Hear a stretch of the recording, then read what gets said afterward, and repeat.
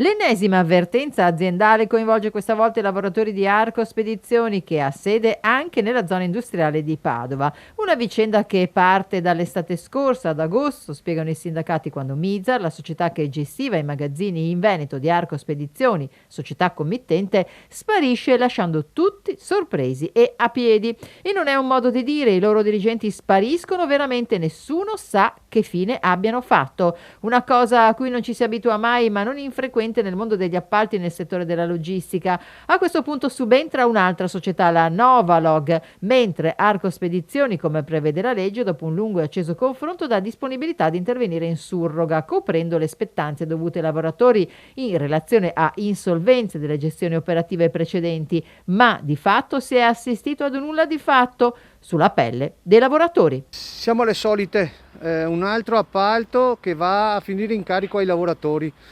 La società che operava in Arco Spedizioni ad agosto dell'anno scorso è sparita lasciando i lavoratori senza retribuzione, senza contributi, senza tutta la fiscalità che segue.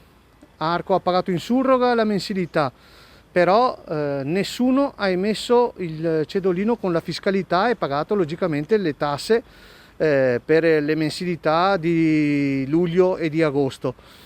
Stiamo cercando di chiudere la situazione, siamo a gennaio, i lavoratori non hanno ancora preso il TFR e tutte le loro spettanze della vecchia società che è sparita. È il momento di smetterla, che sia messo in carico ai lavoratori tutta la lavorazione dei cambi di appalto, degli appalti.